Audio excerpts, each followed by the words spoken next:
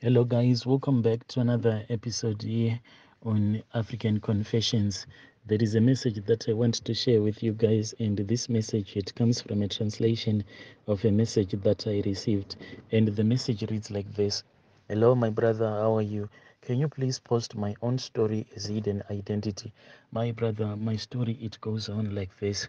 I want to confess that when my husband started dating a lot of women, I thought that maybe the best plan was for me to go around so that I can find a traditional healer who could be willing enough to assist me so that I can do what they call the central locking system on my husband, because I didn't want him to go around sleeping with any woman except for sleeping with me. So, as women, usually, when we are facing a lot of challenges in our lives, usually we discuss. I then joined this other WhatsApp group. It is there on WhatsApp. So, this group, my brother, when I joined it in the first place, it started as if it was a good group because we were just showing each other herbs that we are supposed to use as Africans. So whilst we were sharing like the herbs in which we are supposed to use, let's say if you have a headache, they will tell you that if you take a certain plant, then if you use it, everything is going to be well with you, as well as how to treat our husbands very well. It then happened that in that same WhatsApp group, a lot of people were joining that group and they will be leaving links of their own WhatsApp groups. And then there was this other man, he left a WhatsApp group, and this man is a red garment prophet. After he had left his WhatsApp group link, I then quickly rushed over and I joined his link as well. When I joined his WhatsApp group, I saw that this man he was teaching women a lot about how to handle their husbands. So there was another woman who started complaining, and she said that I have tried everything that you have taught us in this group, but no matter how hard I try, my husband is not responding at all. Sometimes when I touch him, he does not respond. I then saw that this woman, the same challenge that she was facing, that is the same challenge that I was facing. So I then started speaking with her, but I went to her private chat and we started talking. And I said that, my sister, the same challenge that you are facing, that is the thing that I am facing in my own marriage. My husband, ever since that he had started dating other women, he no longer cares for me. Whenever he sees me, he feels like maybe I am just wasting his time or something. And my husband, he was actually telling me that if we had not made kids together, I was just going to walk away and I was just going to leave everything.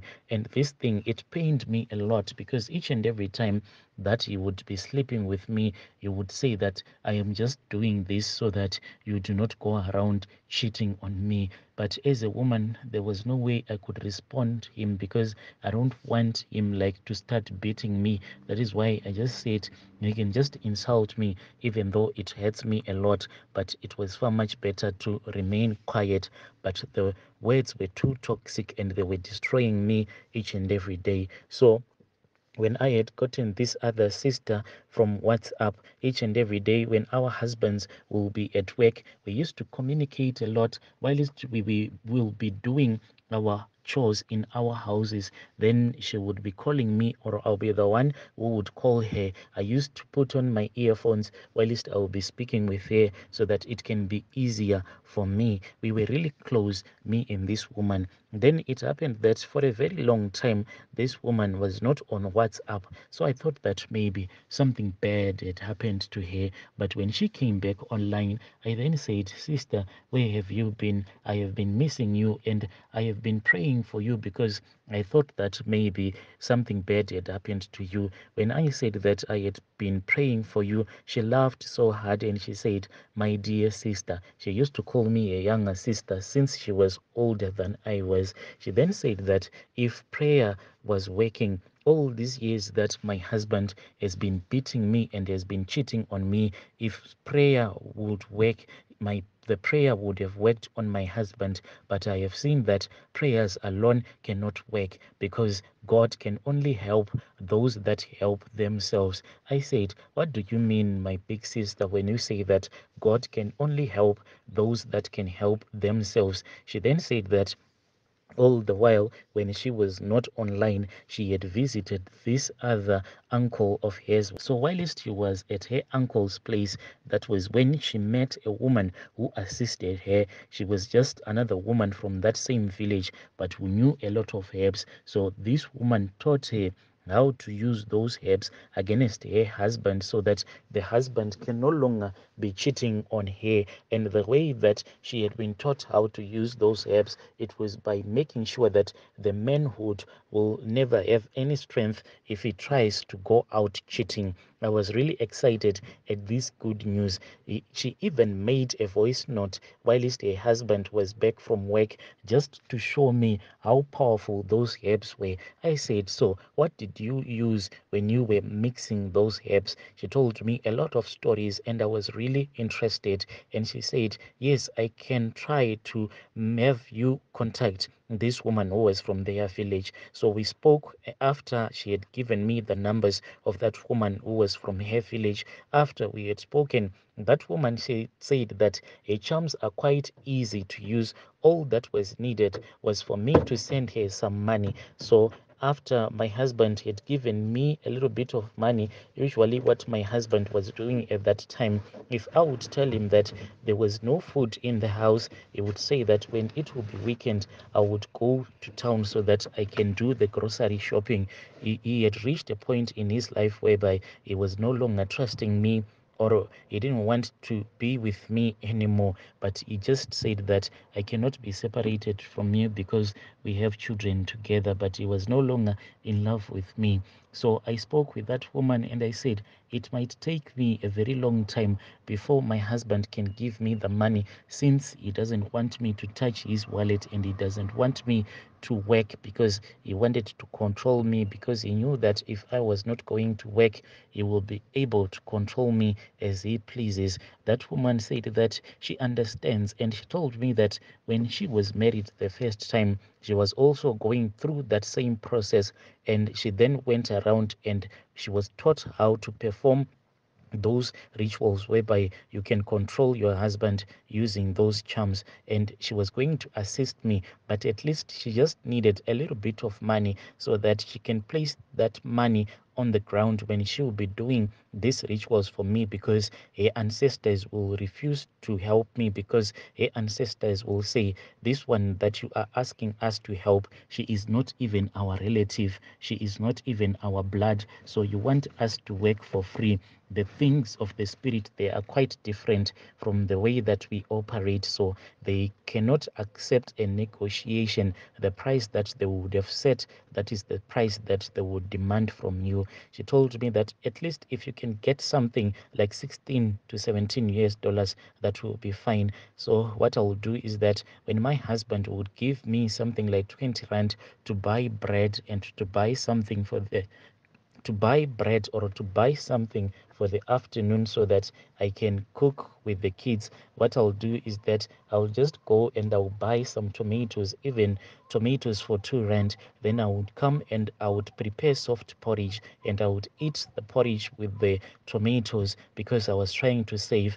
After I had saved the money, I then went and I sent the money to that woman who was back home. She then told me that she was going to send those charms back to South Africa. I waited for the bus, and when it arrived, I quickly rushed and I went and I grabbed my charms and I returned back home. That woman told me on WhatsApp that whatever thing that I'll be doing with those charms, I should make sure that I should be doing it when I was smiling. And she said that she could not send me the tail of a lizard, and this I had to do on my own. And as I'll be doing it, I had to show her everything, and each and every step I had to inform her so that she can tell me if I was doing the correct way or if I was not doing the correct way.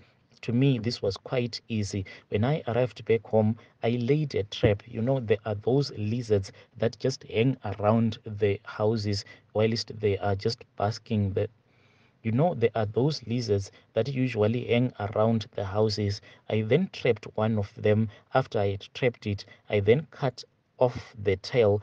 She told me that the lizard was needed to be alive when I'll be performing that ritual. So this lizard, as it will be crawling around the walls of the house in which I would have trapped it, then my husband will always be at home all the times, even if his friends would come so that they can go and drink beer, or if he wants to go and meet up with his girlfriend, he will just feel very lazy because of that lizard that I would have used its tail. So my brother, I did everything, but I do not know where I got it wrong, because my husband, after I had cooked for him, he never changed his ways.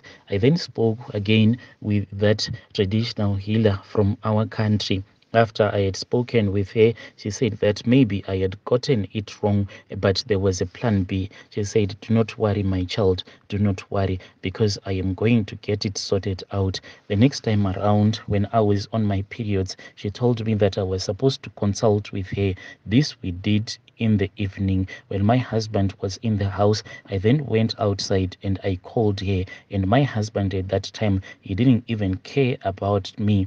I did all of that consultation when my husband was in the house, but he never even bothered to come outside so that he can check if I had gone cheating or what. Maybe he was actually enjoying it because he would know that maybe he would be busy with his own girlfriends. So I then went outside whilst I was on my periods, and I started speaking with that traditional healer from our country. She told me that I had to go into the house and I had to take that wooden cooking stick that we use when we are cooking soft porridge. I then went back inside and I took that wooden cooking stick and I went outside. She told me that if I was in a place whereby no one could see me, then I should perform the next step. But where I was standing, it was quite suspicious. I said, "How about I go into the toilet?" And she said, "No, if you go into the toilet, maybe someone will hear you. I want you to be in a place whereby no one will ever find you, because this process was going to take something like 10 to 15 minutes. I then started walking, because in our location, the way it is, there is this other small bushy area, because there is a railway track that passes through our location. So I just jumped that railway track and I went into those bushes, and this was in the evening. I was not even afraid of those Nyaupe boys. During that time, I said, if they try to attack me, I am going to hit them with this wooden cooking stick that I was holding. But I walked so fast. You know, when you are scared, you can tell yourself that you are not scared, but the way that you will be walking, you will be very suspicious. I walked so fast. Whilst I was speaking with her, I had my earphones on because I didn't want to have my phone on my ear, so it was in my pocket. I walked and I crossed the railway tracks and I went into that bushy area. She told me that I had to insert that wooden cooking stick in my private parts and I should pretend as if I was making love to my husband. This I had to do whilst I was lying on the ground. So I looked for a spot where I just said that maybe this is a place where no snake will bite me. Then I lay down and I removed my undies and I started to push that wooden stick into my private parts, but I was pushing it on the handle side. I then did this, my brother, for 15 minutes as he was speaking with me on the phone. And when I had finished, she said, "Remove it." So I removed it and she confirmed and she said, "Is it full of blood?" And I said, "Yes, it is full of blood." She said, "Do not wipe off the blood. Now return back and start cooking for your husband." I then went back. So my husband usually at work, since he is doing that kind of a job whereby it is hard labor, he goes to work with soft porridge and some vegetables or meat. I then said that tonight I want to prepare the food for you. I do not want to wake up in the morning. I started pretending as if I was having a headache. He didn't even answer me. He was just busy playing some games on his phone. So I started cooking the soft porridge for him, but I was not using that other side which we regularly use when we are mixing the soft porridge, but I was using the side where there is the handle, where the handle was covered with blood. This is what the traditional healer had told me to do. After I had done cooking for my husband, she had told me that I was not supposed to wash it, but I had to go and place it outside. I was supposed to take it the next morning. Maybe she was going to send some of her tokoloshis to perform some miracles on that cooking stick. After I had cooked, I then went to sleep. Then the next morning, what surprised me is that, unlike the character of my husband, when he woke up, he was busy massaging me. This really shocked me. And then my husband said that he had been missing me a lot and he wanted to make love to me. I said, "How can you make love to me because I am on my periods?" He started begging and begging, and we ended up making love. That is how I fell pregnant for my third child. So, my brother, when I did all of these rituals, it was not because I wanted to, but it was because of the situation that I was facing. My husband, he was that type of a man whom we can say he was a woman abuser. And what stopped me from going to the police, because our landlord, she used to say that it is fine, I can go with you. They won't arrest you for any papers. I'll try to speak with them that you are being abused by your husband. But I'll start to ask myself questions like, okay, if I go to the police and if they arrest him, what is going to happen to me and the kids? Because my husband didn't want me to work. But from that time, my brother, my husband, he changed completely. And now the problem that I am facing, it is the thing of me feeling like I do not have a man that controls me, and me not having a man that controls me, it makes me to cheat on my husband. So far, after I have performed all of these love potion rituals, I have dated with 5 men. All of these men that I have been cheating with, they are in that same community that I am staying with my husband.